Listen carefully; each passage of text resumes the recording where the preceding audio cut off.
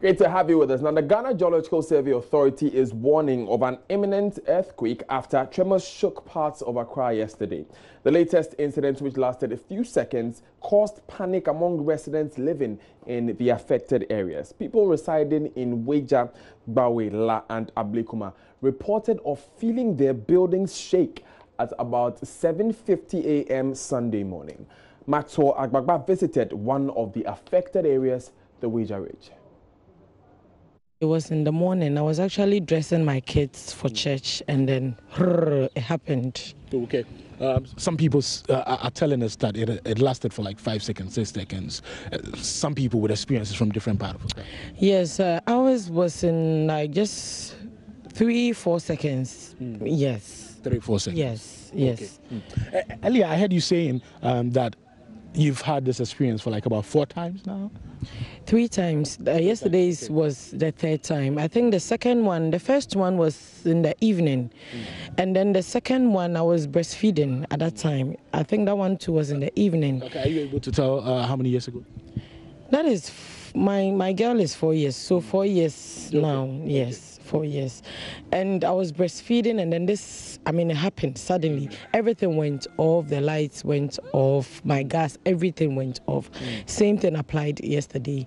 Okay. Yes. It was around 7:50. I was dressing up. I was standing in front of my dressing mirror. So before I realized a sound was coming, so my kids was asking, "Mommy, what is happening?" I didn't know what was it. So I told them, wait, I just hold them, and we were standing there. So my husband said, what happened? But before we realized, it was just 3-4 minutes something that happened. That's all. That's happened. But I remember I've been here for the past 3 years. The first time that one happened, it happened around in the evening, as my sister said. But everything went off. Everything that was in our house went off. I'm sure you've heard concerns and warnings that for people who live within the Weja Kaswa Ridge, this place is actually an earthquake-prone area. I'm sure you've heard that. Yes, I have. McCarthy Hill, and as you can see, we are at the top. Yeah. And I have actually complained that some of these houses here, it's very dangerous to live in some of these houses here. Where I am is better. But in as much as it is better, we are also cautious. Okay. If you talk about cautious, you've put in some mechanisms that would, mitigate whatever that happens? No, I haven't, because the house doesn't belong to me. Okay. But when I talk of cautiousness, at least I'm conscious of whatever that is, and then the consequences. Okay. That is what I mean. Oh, wow. Those are the top. I think they are the more. Okay, so wait, you think those at the top are in? Yes. But those of you downstream? Yes, all this while people have been reading sound down there. So we thought those are the top. We show some kind of concern. You see, now that the danger is looming, all of us are at risk. You see, they started the sound there some 10 years ago. And those I thought nobody show no concern about it. You see, so I think now that you people are taking this now, but the government should come in and this reclamation, or how do you call it? Yeah. And you talk about reclamation. They're also thinking about re-engineering and all of those replace and roads and all kind of things. They should try and come to our aid. What has happened to your property? Are you still going ahead with it in spite of the warning from the EU? I'm not moving anyway. In our case, I think you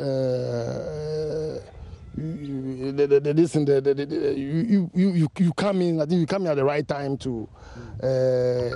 That's coming to us. So we see how best the problem can be solved. So how best do you think the problem? Yes, the government should come in with the reclamation of the place and the re-engineering of the area. So all these things can be, this unforeseen this thing will be avoided. To the northern region now, where one more person is reported dead and 2 injured in Bole over a chieftaincy matter. The Northern Regional Police Public Relations Officer, DSP Yusuf Tanko, confirmed this to Joy News. According to him, the death toll is now 2 in what is described as a chieftaincy clash between 2 brothers. DSP Yusuf Tanko was speaking to our correspondent, Martina Bogri. A report that there was a Damba activity that was going on at Bole by the Mandari faction. And some people fired into the crowd, killing one person and injuring two. They also returned fire and also hit somebody from the opposing side. So we had 3 persons injured and 1 person dead as of last night when the incident took place. This morning, we have had information that the other person from the Alhaji Abudi gate who was hit and sent to the Boko Teaching Hospital, the Wa Teaching Hospital, has passed on, bringing the death toll to 2 and the injured to 2 as well. We have deployed both police and military on the ground to ensure that there is peace. There's a little tension at the town as we speak, but the security officers are also there trying to ensure peace. Police have been there for some time now because there were some chieftaincy issues that were coming up. So we sent police and military to the place. But you know, Bole is a very big place, and the police and military cannot cover every single ground. And so it will not be surprising that some people can hide from one corner or the other and discharge some weapons. But we are on the ground trying to control. As of now, our understanding is that most of the violence is around the palaces. You know, the palaces are all situated around the same place. So that is where most of the violence is. And whatever situation is on the ground, a report will be sent to the appropriate authority for consideration. So the Ashanti region now, where the Interministerial Task Force on Illegal Mining has arrested 4 more Chinese nationals involved in the illegal act. It brings to 20 in the last 5 days, during which 20 excavators were impounded in the latest crackdown in Tiaso, Apaprampra and Kobro reserves. The development raises concerns about alleged official complicity as perpetrators insist they have permits from the Minerals Commission to operate in restricted areas. Love FM's Erastus Asaridonko has been traveling with the Interministerial Task Force on Illegal Mining, and he's joined us on the line. Erastus, tell us again about these 4 new nationals who were caught. How were they caught? What more do we know about them? Well, so the Interministerial Task Force has been raiding the various forest reserves based upon information they have that people are still encroaching on these reserves. And indeed, the past 5 days have been very, very active, and 16 Chinese nationals were arrested. That was 5 days ago. And then yesterday, they arrested 4 Chinese nationals again in the Diaso Forest Reserve. Now, many of these forest reserves are being encroached upon. In fact, at the Kobro Forest and then the Apamprama Forest Reserve, we found 15 illegal mining sites actively working. And so it baffles the ordinary mind as to how excavators, now we have 20 excavators seized within the forest. And you ask yourself how these machines, which are not toy machines that you can put in your pocket, get into the forest. Right. The sound of it alone that people do not even know about. Now, Erastus, it seems the Interministerial Task Force is convinced there is some official complicity in this entire matter, which you describe as bizarre. Has the Operation Vanguard team been to these areas? We learned on the ground, the natives tell us that Operation Vanguard have been there. They seized equipment, but they brought them back to the owners of the pit to continue working after calls came to them. And so the Interministerial Task Force had to come in. And this time around, there were calls from high-powered people who were calling for the release of this equipment, but they stood their ground. And currently we have 20 excavators that are being transported to Accra. We have 16 assault rifles. We have 20 Chinese nationals who have been arrested and transported to Accra. A number of gadgets and equipment seized from these sites. And if you look at the devastation alone within the Kobro Forest, the Apamprama Forest, and the Diaso Forest Reserve, it will shock you. Now, you said that at a point these excavators were returned. These excavators seized by Operation Vanguard officials were returned after calls came. Were the residents able to tell you where those calls came from? Well, that's what they told us, that the people at the site, at the point in time when they came for the operation, they surrendered and they seized the equipment. But then, about 1 hour later, they brought the equipment back and claimed that the authorities that be are saying that their papers are intact, so they should continue working. And these are the same sites that the Interministerial Task Force have gone to, and we've seized these equipments. And looking at the devastation within the forest, they are still continuing with the onslaught. Thank you, Erastus Asaridonko, for joining us. Now, Erastus is our man in the Ashanti region there, keeping us up to date with the operations of the Inter-Ministerial Task Force. You're still watching Joy News today with me, Daniel Dazi. You want to stay with us because when we come back from these messages, we'll be hearing from former President John Ejekum Kufuor. He has been scoring the current government, gave them a 50% score on their performance so far. Speaking on free SHS, saying that parents must be allowed to contribute, and the fight against corruption. Does he still stand by the statement that corruption is as old as Adam? We'll find out when we come back.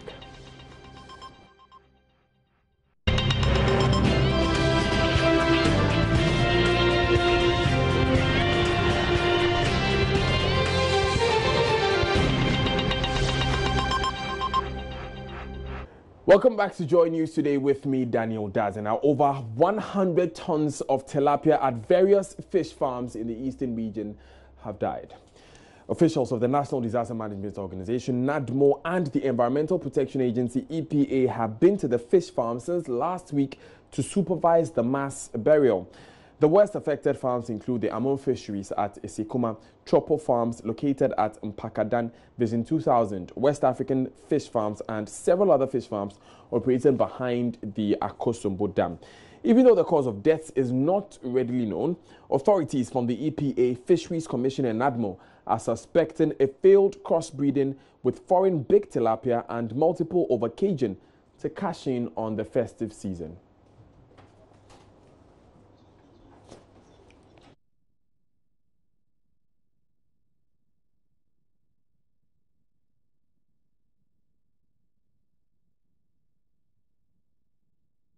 You all know that's the one that everybody is growing. Everybody. Are they imported? No, the tilapia we have are not imported. But as we all know, recently when the fish kill occurred, we all got to know that the Chinese has brought in some species that is non-Ghanaian. It's very easy to recognize that species. When you see it, if you have the eye of an aquaculturist, you can easily see it because you see the head very small. Yes, it's chubby. The fish is chubby. It looks very short, but the dorsal part it goes up very high. So those are imported, and we are not supposed to have that one. We're supposed to breed the local one, culture the local one. Yes, per our rules and our laws, it's illegal to bring in any tilapia or any cultured fish from outside. Even dead one, you are not even supposed to bring it. And in general, you are not supposed to bring in any live fish into this country. Not any live fish per se, but any, because you can bring in ornamental fish and then, sell them or culture them. But those in our waters, those in our fresh waters, you are not supposed to bring it to culture or to do anything with it. Okay, so how is monitoring for you there? We monitor. We go from farm to farm to look at what they are doing.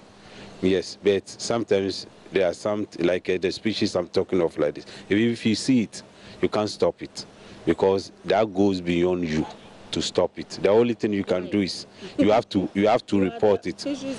Yes, but you can't stop it. Director. No, you can. When I say you can't stop it, this is what I mean. You can't tell them kill your fish.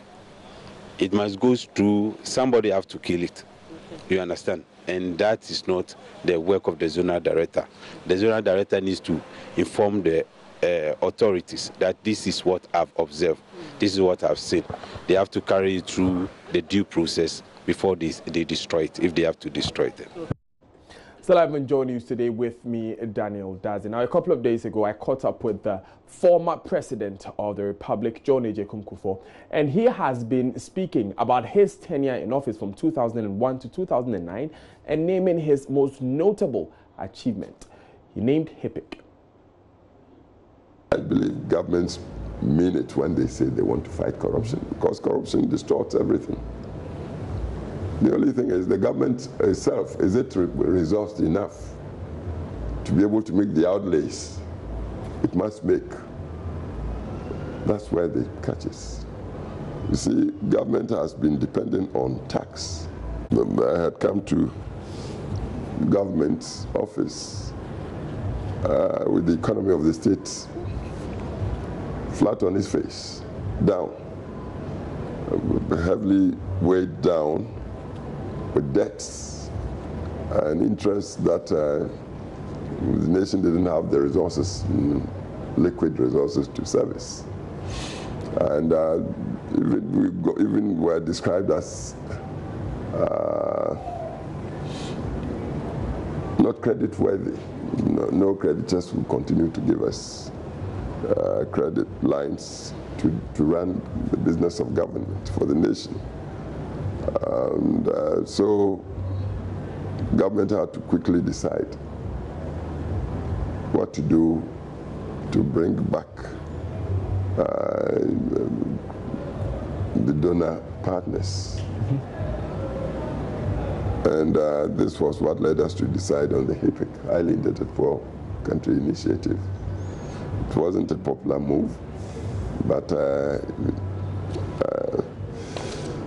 after surveying the field, I thought, without our taking that initiative, and since we had only 4 years to prove that we could govern, we might be worse off than what we inherited. So we decided to go the HIPIC way, and it worked.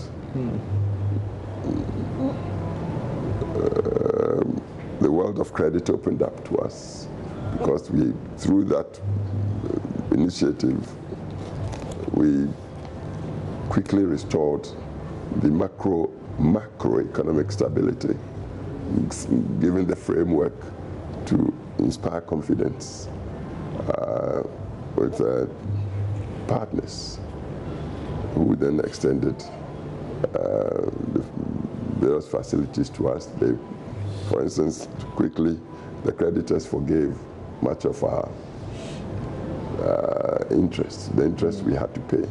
And also trading partners like, say, even our own sister nation, Nigeria, came on board to supply us with a quote for refinery at store that also enabled our filling stations to work, to get our traffic moving.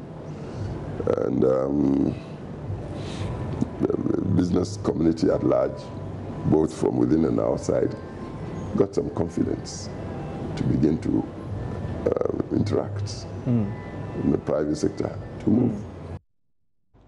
He also spoke on the fight against corruption, and he believes that the silver bullet in the fight against corruption will be a better economy, so citizens are not motivated to engage in corruption. He further stated that governments are indeed committed to the fight against corruption, but fail to resource the anti-corruption institutions because of a lack of these resources. If governments mean it when they say they want to fight corruption, because corruption distorts everything. The only thing is the government itself, is it resourced enough to be able to make the outlays it must make? That's where the catch is. You see, government has been dependent on tax, but we hear that of all the many citizens we have, about 30 million now, only about 1.5 million pay tax. And how much tax is government able to raise to cover the government's budget to run the public sector as it should, including the policing and all. Government is not, and this is where I believe we should also welcome the policy of digitization and also the national identification exercise. So we get to know everybody. That's where we close the gap between the formal and informal sectors. And then once we know, all of us, what we are each engaged in doing, then we see that we spread the tax net. And then we wouldn't even have to perhaps overtax any quarter. Top most priority should be empowering the people with knowledge, with education. So education, educated people tend to be the type that know their circumstances, and they can then join in as robust factors to tackle corruption. Now, the challenge for inadequate space for the smooth running of the neonatal intensive care unit of Winchi Methodist Hospital, NICU, in the Brongahafo region is negatively affecting the survival of babies. While the neonatal intensive care unit has taken delivery of a couple of additional incubators from donors after a Joy News report highlighting lack of incubators and the need for space to get the machines working has become another headache. Joy News' Nesta Kafi Ajoma has more in the following report. The situation here at the neonatal intensive care unit of the Winchi Methodist Hospital, according to the head of the unit, Dr. Solomon Chimogo, is not the best, especially for the premature babies. We are having increasing number of babies who we now attend to, a number of referral cases from even as far as northern region, towns around northern region. They come here, and then especially with the preterm babies, they usually require a lengthy duration of stay. So if we have a number of preterm babies who are in your unit, then they stay longer on the ward. There is congestion, and then for that matter, you may need to pair about 2 or 3 babies per incubator, or even at times more than that. And all these things may lead to other complications. Some, they can be cross infections to even other healthy babies.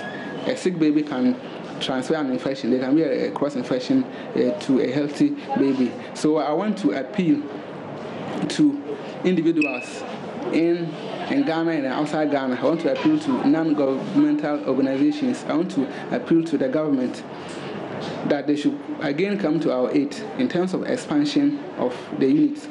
We need enough space to cater for the increased number of babies who are coming, as well as a space for their mothers, because usually when the mother comes, they usually don't have any place, any decent place that they lay their hairs on. So we need to expand the place so that you can have the mothers decent place for them, and then also the babies too. You can also help to minimize congestion. Shadrach Kanane is an administrative officer at the hospital. Since the challenge of incubators was aired, we've gotten donation of about 5. Now the challenge of inadequate incubators has moved to space. We need space to keep those incubators. So internally, the hospital is mobilizing funds to start the project. But as you can see, the IGF of the hospital is not all that enough to complete the project. We have the land well prepared. What is left is funds to put up the building. So we appeal to individuals and philanthropists to come to our aid. A mother who had a tough time coping with a terrible condition here when her daughter was in the incubator says a quick intervention to get a modern neonatal intensive care unit is her hope. Assuming it was a cesarean session, after 3 days, you'll be discharged from the line in. You have to go to NICU. And NICU, we don't have place for mothers to sleep. They sleep on the floor, though we have mattresses, but CS mother without wound and lying on the floor, it doesn't help them. Some mothers, because of that, they run away. After they've been discharged and the baby is at the NICU, they will just run away because they don't want to face that challenges. Yes. So if we can get some support from others, was to build a place for us so that the mothers can get a place to sleep. Nesta Kafuya Jomes report. Still watching Joy News today with me, Daniel Dazi. Now, access to potable water is everyone's right, and it's a key demand for strategic development goals. Now, it appears that the reality is lost in the sight of Ghanaians. Now, in the central region town of Kwamang, number 1 in the Wusu Senya district, residents are drinking water polluted by liquid from a piggery. It's raining hard at Kwamang number 1, and the runoff water is red and dirty. The entire community is being washed towards one source, a stream running through the village. When the rain subsides, the stream still has a number of sources constantly directing toxin into it. There is a dark liquid waste from a piggery sited close to the stream that's given off an offensive stench, and bathrooms out of which wastewater flows into the community's only water source on a daily basis. But this is the water everyone here drinks. It's untreated, dirty, repository of a community's waste. It's obvious everyone at Kwamang number 1, including these innocent school children, is at risk of contracting a waterborne disease.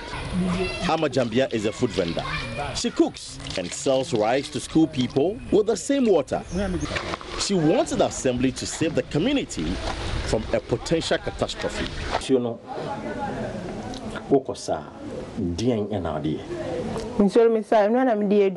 I cook and sell rice to school people. We have been drinking this water for a very long time. There is no source of potable water, so we have no choice. I will plead with government to sink a borehole for us or provide us with any source of potable water to save our lives. Area Council Chair Ni Aikwetego says there has been a series of promises from those at the helm of affairs, but the promises are yet to be fulfilled. It is bad for the people of the community to drink such water, but we don't have any source of water. That's why the people take that water. They themselves know the situation we are facing, and they are keeping on promising us, but we are waiting for them, because since they are always they promise us, we are still waiting for the promise to be fulfilled. Kwamang number 1 is a community that has no choice but to drink water from its waste, but no one deserves that.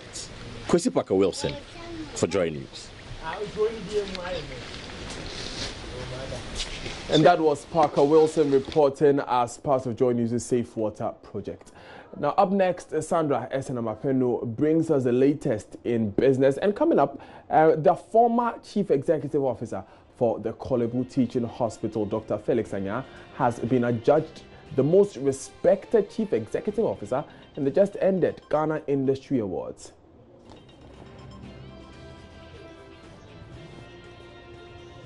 Sandra has the rest right after this.